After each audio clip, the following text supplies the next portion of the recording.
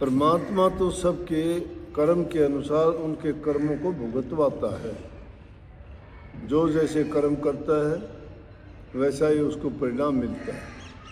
अच्छा करने वाले को अच्छा है, बुरा करने वाले को बुरा है। तो संतों के पास जब जाते हो तो संत कहते हैं कि आप लोग जो सुखी हो, आप सुखी अपने नेक कर्मों के कारण हो। नेक कर्म आपके पिछले जन्मों के हैं।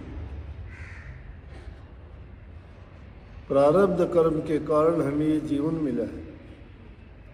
प्रारब्ध पिछले कर्म जीवन में अच्छे कर्म किए तो हम यहाँ अच्छे इंसान बन के आए।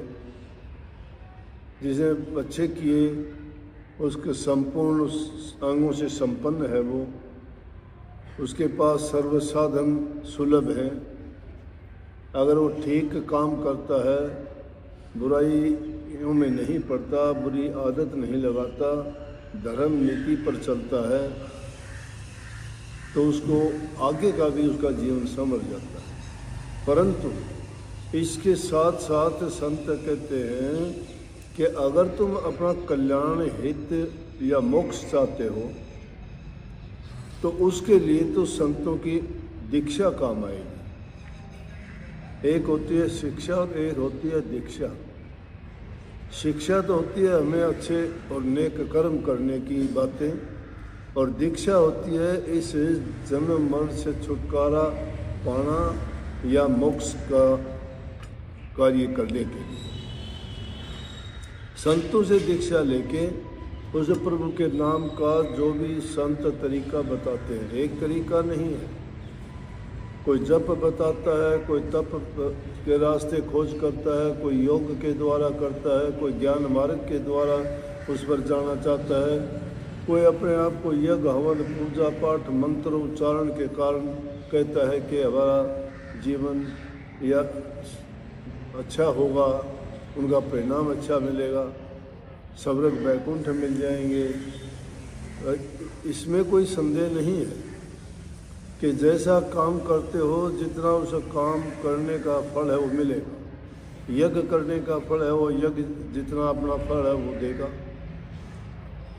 अगर जब तप करते हो तो जितना उनका है, देखो ऋषियों की कथाएं सुनते हैं कितने तप करने से उस वैकुंठवासी हुए, साधना करने से ऐसे ऐसे उन्होंने यज्ञ हवन पूजा पाठ किए कि इंद्र तक का सिंहासन डोल गया।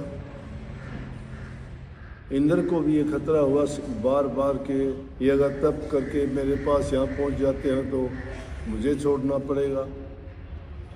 इसलिए उनकी दौड़ जहाँ तक होती है वो उतना ही फल देते हैं।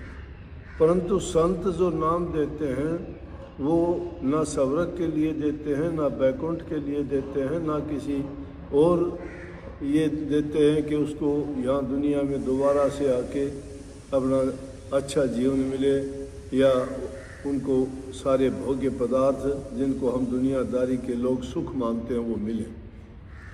बल्कि संत तो कहते हैं कि संसार के जितने पदार्थ हैं और जिनमें हम सुख खोजने का प्रयास करते हैं वो सुख देने वाले नहीं हैं, बल्कि उनकी तासीर सुख वाली है ही नहीं। वो सुख सिर्फ कुछ लम्हों में कुछ समय तक सीमित रहता है, उसके बाद वो दुख में परिवर्तित हो जाता है। सदा जो सुख और आनंद अगर लेना चाहते हो तो वो संतों द्वारा सुझाया गया नाम, और नाम के द्वारा नाम भक्ति, और नाम भक्ति कमाने के लिए गुरु की भक्ति। और गुरु भक्ति में गुरु कहता है सबसे प्रथम है सेवा भक्ति। और सेवा की शुरुआत कहाँ से? घर से होती है।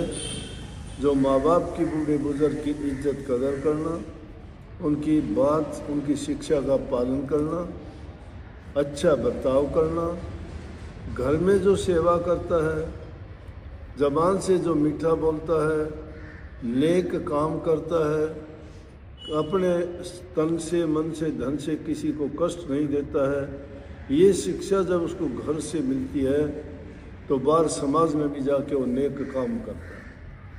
लेकिन ये नेकी के काम के साथ साथ संत उनको कहते हैं कि नाम की कमाई करने से तेरा ये जगत नहीं, जगत के सुख तो इन चीज़ों से ही मिल जाएंगे, लेकिन नाम की कमाई करने से आपकी अगत बढ़े।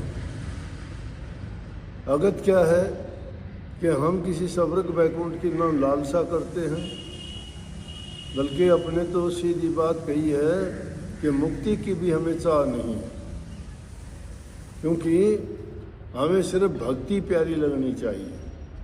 और भक्ति में जिसका मन लग जाता है, ना तो उसको दुनिया की चाह होती है और ना ही आगे कोई मुक्ति की वो चाह तक देखते हैं। वो तो ये चाहते हैं कि उनकी मन की इच्छाएं काबू में रहें, सुख शांति से जीवन बीते, उनकी लालसा किसी प्रकार ना बढ़े, दुनियादारी की चीज़ों में उनका मन ना लगे। तो संतों ने स्पष्ट कहा कि दुनियादारी में रह के, इसका अर्थ छोटे मायने में ये नहीं सोचना चाहिए हमें कि हम इसको छोड़ के दुनियादारी के काम ही छोड़ दें और सिर्फ भक्ति में लग जाए। नहीं, दुनियादारी के कामों को पहले करना। संतों की यही खूबी रही है। उन्होंने कहा है कि घर में रहो, कमा के खाओ, पर धन पर तिरिया से नेह ना लगा।